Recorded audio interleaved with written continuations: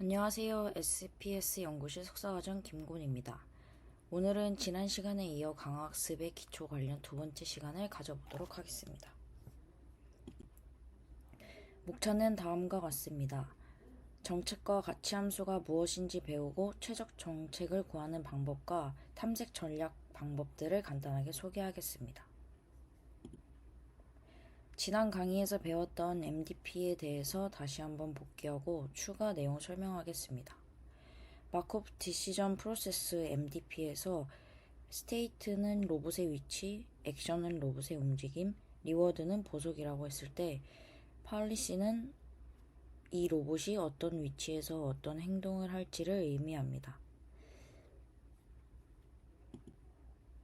다시 한번 정책에 대해서 설명하자면 정책은 에이전트가 어떤 상태에서 어떤 행동을 할지를 의미합니다.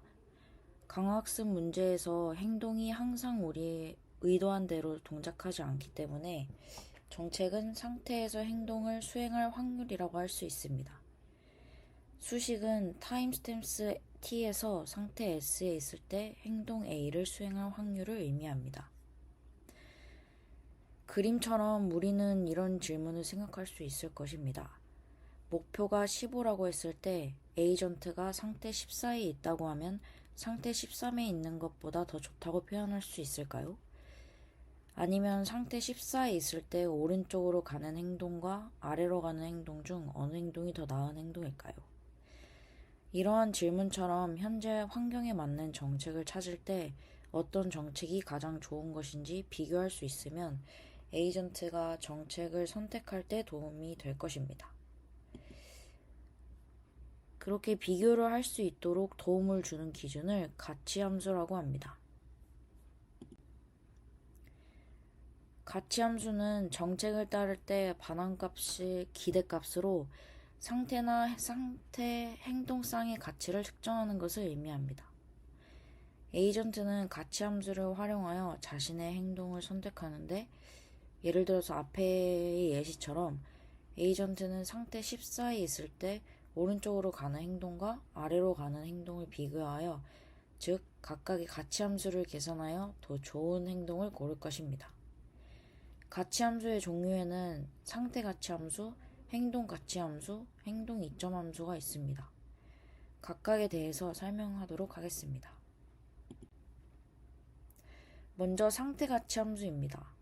상태 가치함수는 상태 S에서 정책 파일을 따르면서 시작했을 때의 반환값에 대한 기대치를 의미합니다.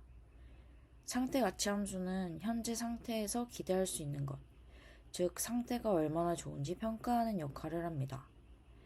수식을 살펴본다면 타임스텝 T에서 상태 S에 있을 때 정책 파이에 대한 기대치입니다.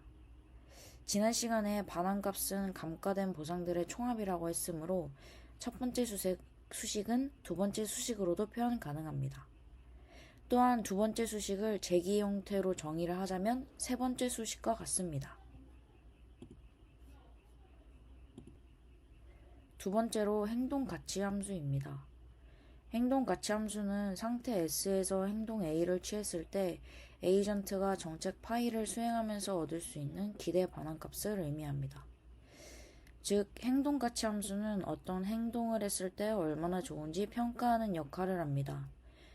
Q 펑션이라고도 하며 Q 러닝이나 딥 Q 네트워크에서 사용되는 Q가 바로 이 행동 가치 함수를 의미합니다. 수식으로 살펴본다면 이전 장의 상태 가치 함수의 식과 비슷하지만 행동이 추가되었습니다. 상태 S에서 행동 A를 취했을 때 반환값에 대한 기대치를 의미합니다. 두 번째 수식은 이를 제기 형태로 다시 한번 정의한 식입니다. 세 번째로 행동 이점 함수입니다. 행동 이점 함수는 상태 S에서 행동 A를 취했을 때의 가치와 정책 파이에서 상태 S에 대한 상태 가치 함수 간의 차이를 의미합니다. 즉, 정책 파이를 따르는 대신 행동 A를 취했을 때 얼마나 더 좋아지는지를 표현한 것입니다. 0보다 크면 행동 A가 좋은 행동이라고 할 수 있으며 0보다 작으면 행동 A가 나쁜 행동임을 알 수 있습니다. 다음으론 벨만 기대 방정식에서 설명드리겠습니다.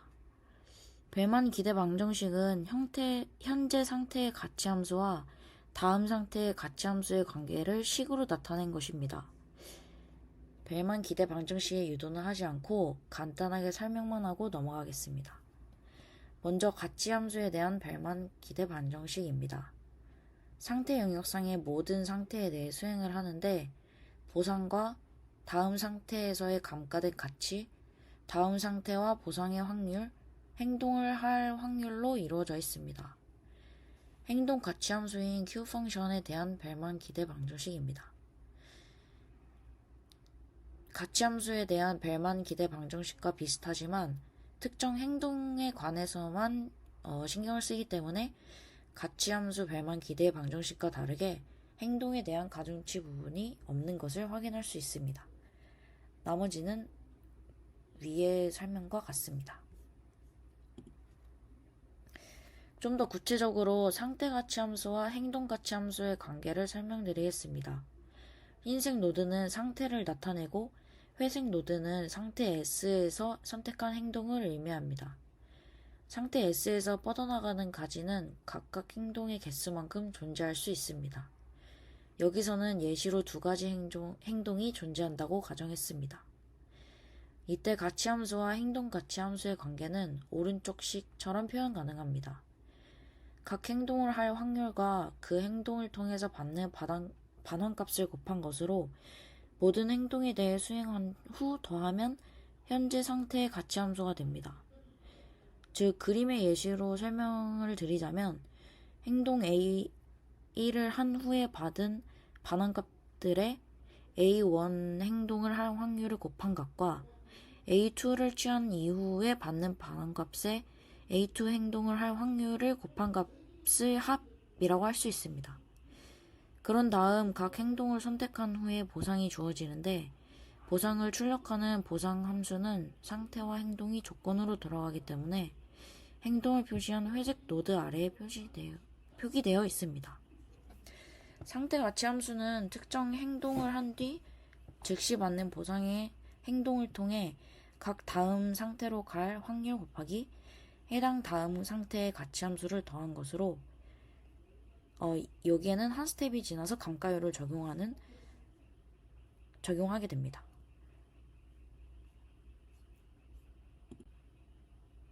앞에 설명한 두 개념을 종합하면 다음과 같습니다.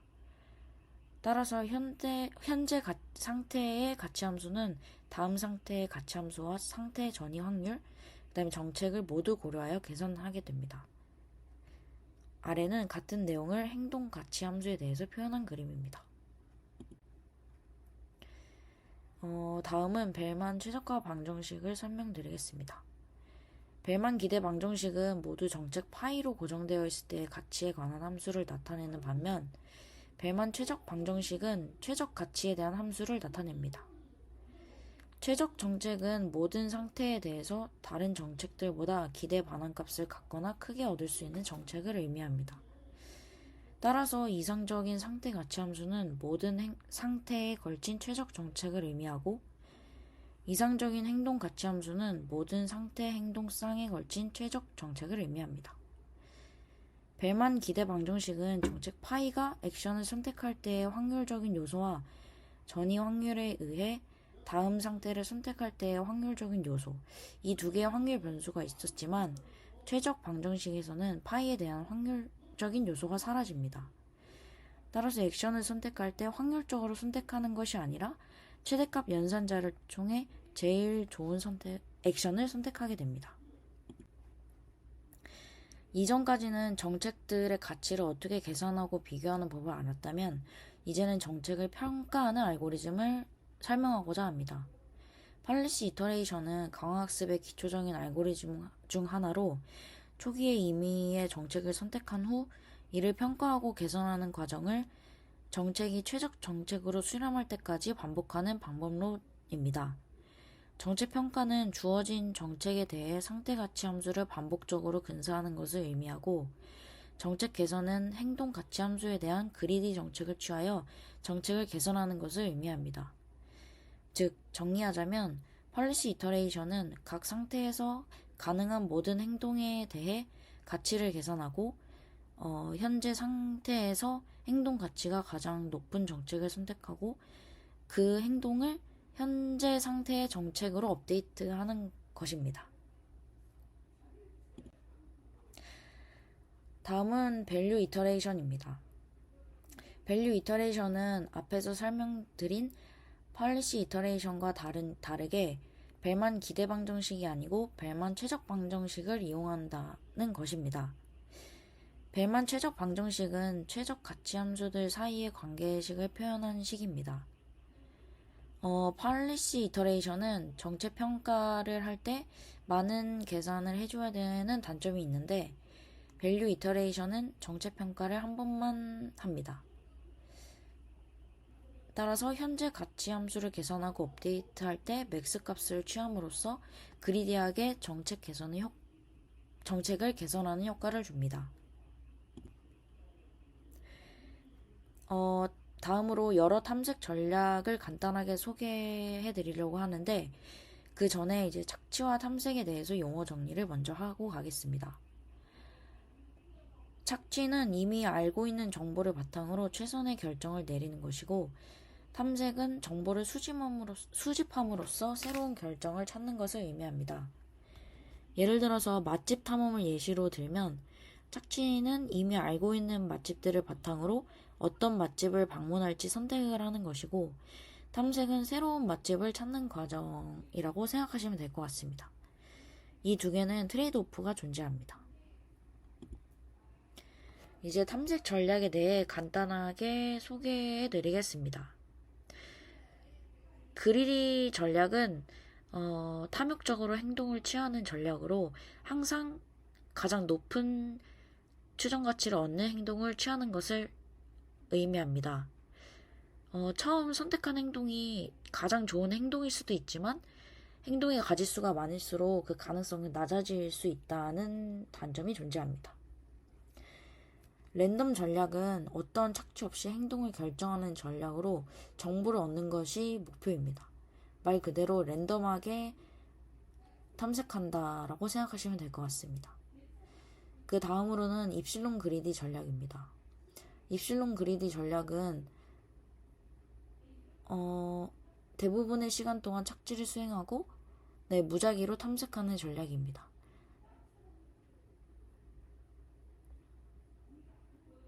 다음은 디케잉 입실론 그리디 전략입니다. 이거는 초기에는 에이전트가 환경에 대해 충분한 탐색을 못했을 경우가 많기 때문에 우선 착취보다는 우선 탐색을 먼저 해보는 게 좋을 수도 있다라는 관점으로 생각을 하시면 될 것 같습니다. 그래서 입실론 값의 변화를 줌으로써 초기에는 높은 확률로 탐색을 수행하고 이후에는 착취를 더 수행하도록 합니다.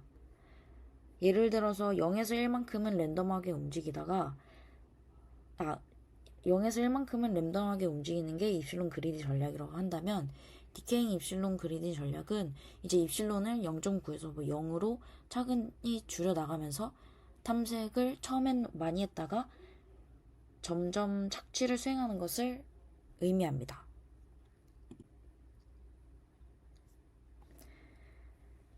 다음으로는 최적 초기화 전략입니다. 이제 환경에 대해 충분히 탐색을 하지 못해도 현재의 행동이 가장 좋은 행동이라고 가정하는 전략입니다. 그래서 Q 함수를 높은 값으로 초기함으로써 탐색되지 않은 행동에 탐색을 할 수 있게 도와주는 전략입니다.